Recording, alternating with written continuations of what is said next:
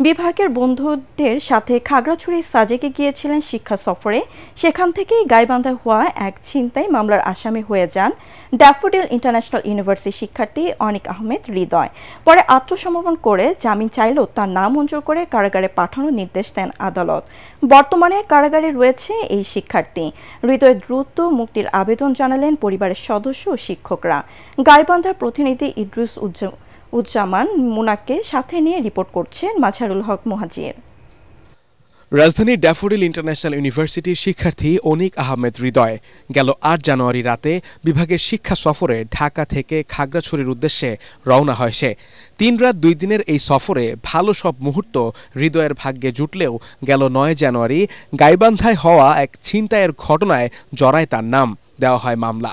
অথচ সেদিন গাইবান্ধাতেই ছিলেন না বিশ্ববিদ্যালয়ের সাংবাদিকতা, মিডিয়া ও যোগাযোগ বিভাগের এই শিক্ষার্থী। মামলা হওয়ায় শিক্ষা সফর শেষে গত ১১ জানুয়ারি গাইবান্ধা যান হৃদয়।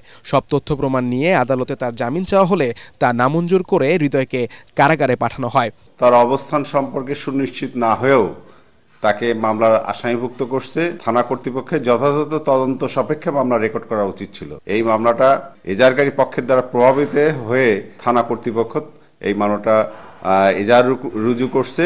বিনা অপরাধে প্রিয় সন্তান এভাবে কারাগারে বন্দী হওয়ায় দিশেহারা তার পরিবার। আমাদের মামলা নিতে দেয় না, অথচ ওরা অপহরণের মামলা দিল, মিথ্যা মামলা দিল, দিয়ে আমার ছোট ছেলেকে এখন জেল হাজতে আছে। আমাদের উপরে অন্যায় অবিচার করেছে, আমরা তার বিচার চাই। আমরা কিসের মীমাংসা?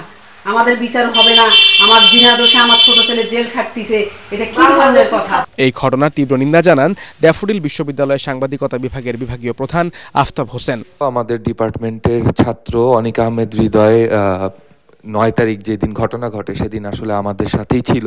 আমাদের ৮ থেকে ১১ তারিখ আমাদের ডিপার্টমেন্টের সাজেকে এবং খাগড়াছড়িতে শিক্ষা সফর ছিল। এখন কথা হচ্ছে যে প্রমাণিত যে সে একটা অন্য জায়গায় ছিল, সে গাইবান্ধায় ৯ তারিখে উপস্থিত থাকতে পারে না। এটা কি আইন ব্যবস্থায় আমাদের কোনো গ্যাপ আছে কিনা, আমরা এটা নিয়ে আসলে অনেকটা চিন্তিত। এদিকে তার দ্রুত মুক্তির দাবি জানালেন তার সহপাঠীরাও। নিরপরাধ হৃদয়কে মুক্তি দিয়ে প্রকৃত দোষীদের বিচারের দাবি এলাকাবাসীর। মাজহারুল হক মুহাজির, ATN বাংলা।